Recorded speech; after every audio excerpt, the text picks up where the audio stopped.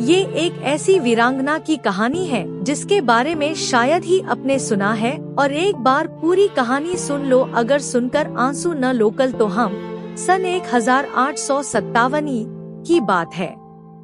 अपने महल में रानी लक्ष्मीबाई चिंतित अवस्था में। रानी वीर वंश में रानी के सामने नाना साहब और कुछ विश्वासपात्र सामंत बैठे हैं। पास ही एक पलंग पर रानी का दत्तक पुत्र दामोदर राव बैठा है। रानी लक्ष्मीबाई ने कहा, झांसी के वीरों, अंग्रेजों की विशाल सेना ने झांसी को चारों ओर से घेर लिया है। हमारी सेना के अनेक योद्धा वीर गति प्राप्त कर चुके हैं। कुछ सरदार अंग्रेजों से जा मिले हैं।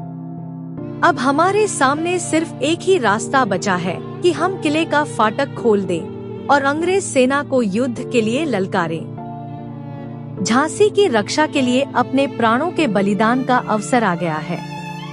तब सामंत बोला, रानी माँ, झांसी पर अपने प्राण न्योछावर करने के लिए हम हमेशा तैयार हैं। दामोदर राव की सुरक्षा का प्रबंध भी हम कर लेंगे, लेकिन जानबूझकर अंग्रेजों की सेना के सामने जाकर प्राण देने में कोई समझदारी नहीं है। उचित तो यह होगा कि किसी तरह किले से सुरक्षित निकलकर हम फिर से सेना को संगठित करें। लक्ष्मीबाई बोली, मैं आपकी योजना से सहमत हूँ, लेकिन अब इस अंग्रेज सेना का घेरा तोड़कर किले से बाहर निकल पाना आसान नहीं है। आप तो जानते ही हैं कि अंग्रेजों के भेदिए महल के भीतर भी हैं। ये गद्दार हमारी छोटी छोटी बातें अंग्रेजों तक पहुंचा रहे हैं। ऐसी स्थिति में चूहे की तरह बिल में घुसे रहने से तो अच्छा है हम शेर की तरह शत्रु पर टूट पड़े। नाना साहब बोले, महारानी, आप जैसी वीरांगना को हम मरने के लिए अंग्रेजों की सेना के सामने नहीं धकेल सकते। मैं सामंत की बात से सहमत हूँ। आपका यह निर्णय वीरोचित तो है, पर रणनीति की दृष्टि से उचित नहीं है। हमें कोई दूसरा रास्ता निकालना होगा। आपकी पराजय केवल रानी लक्ष्मीबाई की पराजय नहीं होगी, वह झांसी की पराजय होगी। यदि झांसी इतनी आसानी से पराजित हो गई तो पूरे भारत में चल रहा स्वाधीनता संग्राम ही खतरे में पड़ जाएगा। सबकी निगाहें आप पर टिकी हैं। तभी एक दूत आता है और बोलता है, महारानी की जय। लक्ष्मीबाई बोली, कहो दूत, क्या समाचार लाए हो? दूत बोला, रानी माँ, समाचार शुभ नहीं है। अंग्रेजों की सेना का घेरा झांसी के चारों ओर बहुत कड़ा हो गया है। उन्होंने आपको जिंदा ही पकड़ने की ठान रखी है। लक्ष्मीबाई, दूत तुम जाओ, घटनाओं पर कड़ी निगाह रखो। दूत चला गया। लक्ष्मीबाई बोली, नाना साहब, मैं किसी भी हालत में अंग्रेजों की बंदी नहीं होना चाहती। मैं झांसी की रक्षा करते करते शहीद हो जाना पसंद करूंगी। आप आदेश दें, हम अंग्रेजों पर टूट पड़ना चाहते हैं। तभी नारी सेना की सेनापति झलकारी बाई का प्रवेश होता है। लक्ष्मीबाई की हमशक्ल। झलकारी बाई बोली, महारानी की जय। लक्ष्मीबाई बोली, आओ आओ झलकारी बाई, तुम ठीक समय पर आई हो। कहो तुम्हारी सेना की क्या तैयारी है? झलकारी बाई बोली, रानी माँ, नारी सेना अगली पंक्तियों में लड़ने के लिए तैयार खड़ी है। बस आपके आदेश की प्रतीक्षा है। किंतु, लक्ष्मीबाई ने कहा, किंतु क्या? निसंकोच होकर कहो। झलकारी बाई बोली, गुस्ताखी माफ हो रानी माँ, मुझे इस निर्णायक युद्ध के लिए आपके वस्त्र, पगड़ी और कलगी चाहिए।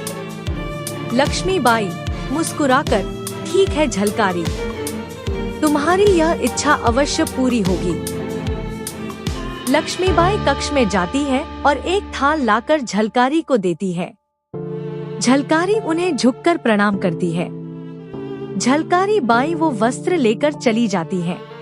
लक्ष्मीबाई बोली, देखा आपने, अब अधिक सोचने का समय नहीं है, मैदान में उतरने का समय है। नाना साहब कुछ कहना ही चाहते हैं, तभी झलकारी बाई रानी की वेशभूषा में सजकर प्रवेश करती है। सब लोग उसे देखकर आश्चर्य में पड़ जाते हैं। नाना साहब बोले, अरे झलकारी बाई, तुम तो हूबहू लक्ष्मीबाई लग रही हो। झलकारी बाई बोली, आप ठीक कह रहे हैं, मेरा रानी माँ का हमशक्ल होना शायद आज ही सार्थक हो सकता है। नाना साहब बोले, झलकारी बाई, तुम्हारी योजना क्या है, यह तो बताओ। झलकारी बाई बोली, मेरी योजना यह है कि मैं अपनी सेना लेकर किले के मुख्य द्वार पर अंग्रेजों को उलझा कर रखूंगी। इससे उनका पूरा ध्यान मुझ पर बना रहेगा। वे रानी समझकर मुझे घेरने का प्रयत्न करते रहेंगे। इतने में रानी माँ दामोदर सहित अपने वीर सैनिकों को लेकर महल से दूर निकल जाएंगी। लक्ष्मीबाई बोली, लेकिन झलकारी बाई, मैं तुम्हें जानबूझकर मौत के मुंह में कैसे जाने दूं? झलकारी बाई बोली, रानी माँ, आप ही ने हमें सिखाया है कि वीरांगनाएं मौत से नहीं डरती। हम प्राणों की बाजी लगाकर भी झांसी की रक्षा करेंगे। नाना साहब बोले, झलकारी बाई ठीक कहती है महारानी, अब आप देर मत कीजिए। झलकारी बाई जैसा कहती है वैसा ही कीजिए। महारानी की जय। झांसी अमर रहे का जयघोष करते झलकारी बाई अंग्रेजों के सामने टूट पड़ती है।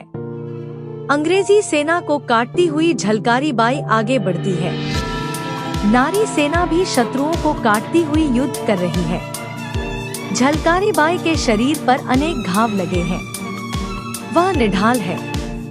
यह देखकर जनरल अपने सैनिकों को हुक्म देता है। जनरल रोज बोला, सैनिकों, झांसी की रानी को जिंदा पकड़ना है। चारों ओर से घेर लो इसे। अंग्रेजी सेना आगे बढ़ती है और निढाल झलकारी बाई को बंदी बना लेती है। जनरल रोज बोला, झांसी की रानी, तुम बहुत बहादुर हो। हम तुम्हारी बहादुरी को सलाम करते हैं, लेकिन अब तुम हमारी बंदी हो। झलकारी बाई बोली, जनरल, झांसी की रानी को जिंदा पकड़ना तुम्हारे बूते की बात नहीं है। वह जीवित रहने तक स्वतंत्र ही रहेगी। रानी झांसी की जय। इतना कहकर झलकारी बाई बेहोश हो जाती है। जनरल रोज बोला, क्या यहाँ कोई है जो इसे पहचानता हो? एक सैनिक वहाँ आता है और झलकारी को पहचान लेता है। सैनिक बोला, जनरल, आपका शक ठीक है। यह लक्ष्मीबाई नहीं, उनकी हमशक्ल झलकारी बाई है। जनरल रोज बोला, झलकारी बाई, इस औरत ने तो कमाल कर दिया। झलकारी बाई का मृत शरीर धरती पर पड़ा है। जनरल रोज आश्चर्य खड़ा है।